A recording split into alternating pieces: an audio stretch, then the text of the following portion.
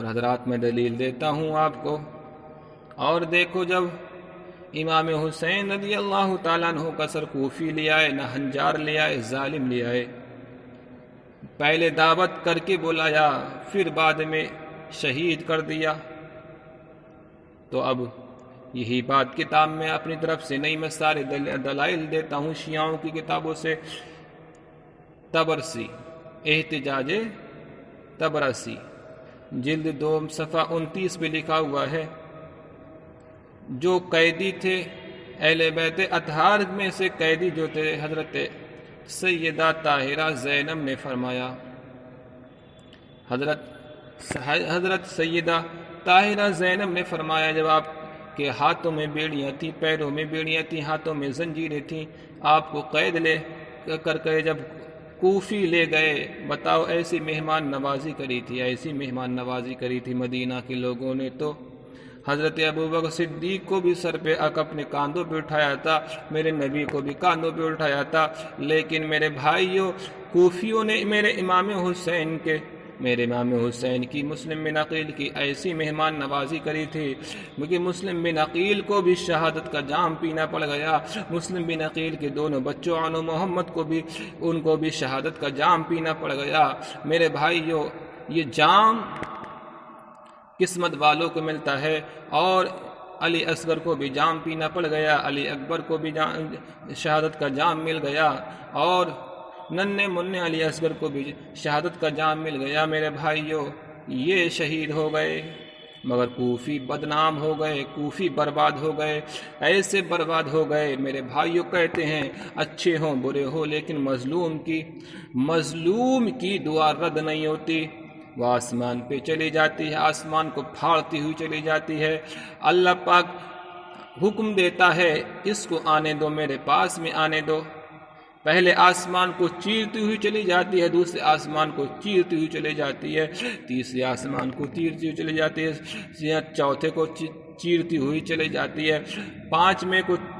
چیرتی ہوئی چلی جاتی ہے، پورے عرش اعظم پہ پہنچ جاتی ہے۔ پھر اللہ پاک کہتا ہے بول تو کس کی آہ ہے؟ تو وہ مظلوم کی آہ جو ہوتی ہے پہنچ جاتی ہے۔ میرے بھائی شیخ سعدی نے کہا ہے کہ مظلوم کی آہ کبھی برباد نہیں جاتی، مظلوم کی آہ ڈائریکٹ جاتی ہے خدا کے سامنے۔ جس طریقے سے ہمارے ہندوستان میں شاہ جہاں کا بیٹا جو تھا اورنگزیب، اور شاہ جہاں کا باپ جو تھا جہانگیر کہتا تھا کسی کو بھی انصاف چاہیے تو ڈائریکٹ مجھ سے مل سکتا ہے، لیکن وہ جہانگیر تو ایک ذل الہی تھا فرضی، لیکن اصلی ذل الہی جو مظلوموں کی سننے والا ہے، چونٹیوں کی سننے والا ہے، چڑیوں کی سننے والا ہے، تو عرش کو چیرتی ہوئی عرش کے سائے میں پہنچ جاتی ہے، تو وہی مظلوم بتاؤ تو صحیح۔ اتنا کوئی بھی آپ کی خطا نہیں، اہل بیت اطہار کی کوئی خطا نہیں، مہمانی دعوت دی گئی تھی میرے بھائیوں، ایک مرتبہ دعوت نہیں، 2 مرتبہ دعوت نہیں میرے بھائیوں، آپ کو دعوت دی جاتی ہے، آپ کا دوست دعوت دیتا ہے، 1 مرتبہ حد میں حد، 2 مرتبہ حد میں حد، 3 مرتبہ، لیکن کوفی ظالموں نے 1 مرتبہ آپ کو دعوت نہیں، 2 مرتبہ نہیں، 3 مرتبہ نہیں، 25,000 مرتبہ آپ کو خطوط دے گئے تھے، آپ کو بلایا تھا، آپ امام حسین آ جائیے، بتاؤ اس میں اہل بیت اطہار کی اس میں کیا گناہ تھا، اس میں ان کی خطا تھی۔ اللہ کے پیارے نبی نے فرمایا اگر کوئی تمہاری اگر تمہاری کوئی دعوت کرے اس کی ضرور دعوت کو قبول کرو۔ کوفیوں کے دعوت کو قبول کر لیا تھا، اور ایسی دعوت کو قبول کیا کہ وہاں پر کھانا نہیں ملا، پانی نہیں ملا، سونے کو نہیں ملا، بلکہ موت مل گئی، جام شہادت مل گیا، مگر امام حسین تو جام شہادت کو پی کر کے امر ہو گئے، مگر کوفی بدنام ہو گئے۔ جب حضرت سیدہ طاہرہ زینب جو سرپرستی کر رہی تھی تمام قیدیوں کی، کیونکہ امام حسین رضی اللہ تعالیٰ عنہ اپنے گھوڑے پہ سوار ہونے والے تھے، تو کہنے والے تھے دیکھو میں نے ان کی قیادت کی ہے، میں ان کا قائد تھا، میں شہید ہونے والے کا قائد ہوں، تم جو شہید نہیں ہوئے ہیں تم ان اسیروں کی قائد ہو۔ حضرت زینب ان کی قائد بن گئی تھی، تو حضرت زینب سیدہ طاہرہ زینب نے فرمایا او لوگو کوفہ میں تم آج رو رہے ہو، کس منہ سے رو رہے ہو؟ کہ تم نے میرے بھائی کو یا میرے دادا جان کو کیا خطوط نہیں لکھے تھے؟ امام حسین امام علی مقام کو کیا تم نے خط نہیں لکھا تھا؟ ظالمو، آج تم نے مہمان نوازی کری ہے۔ ایسی مہمان نوازی میرے نانا جان کی جب مدینہ کے لوگوں نے مہمان نوازی کی تھی تو بچیاں بھی خوشی کر رہی تھیں۔ آج ہم کوفہ میں آ رہے ہیں تو بچیاں رو رہی ہیں، بچے رو رہے ہیں، وہی رو رہے ہیں جس نے امام حسین کے اوپر بار کیا تھا، وہی رو رہے ہیں۔ تو بتاؤ، تمہارے گھر پہ کوئی مہمان آئے تو مہمان کو کبھی جھڑکنا نہیں چاہیے، مہمان کو کبھی گالی دینا نہیں چاہیے، مہمان کو کبھی برا نہیں کہنا چاہیے۔ ارے کھانا میرے بھائیوں، لیکن کوفی اتنے ناہنجار تھے، دعوت بھی کی، ایک مرتبہ دعوت نہیں کی، 25,000 مرتبہ خطوط لکھے، اور جب امام علی مقام آ گئے، نبی کا نواسہ آ گیا، تب انہوں نے ظالموں نے غداری کر دی۔ تو حضرت سیدہ جو سب کی قیادت کر رہی تھیں وہ کہہ رہی ہیں، ارے تم یہ بات اب میں اپنی تو طرف سے نہیں بلکہ شیعوں کی کتابوں میں لکھا درج ہیں، احتجاج جلد 2 صفحہ 29 میں یہ باتیں لکھی ہوئی ہیں۔ حضرت زینب فرماتی ہیں، ایسا صحیح روتے رہو، تم ہی روتے رہنے کی کھلی چھٹی ہے، تم ہمیشہ رو گے، تم اپنی نسلوں پہ رو گے، تم قیامت تک روتے ہی رہو گے۔ کثرت سے رونا اور کم ہنسنا، یقیناً تم رو رو کر کے اپنا کانا پن چھپا رہے ہو، جبکہ یہ عزتی تمہارا مقدر بن چکی ہے، یہ بے عزتی تمہارا مقدر بن چکی ہے۔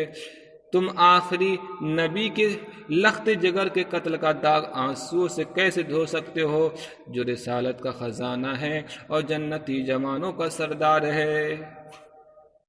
بتاؤ، حضرت زینب کے کلمات میں آپ کو سنا رہا ہوں۔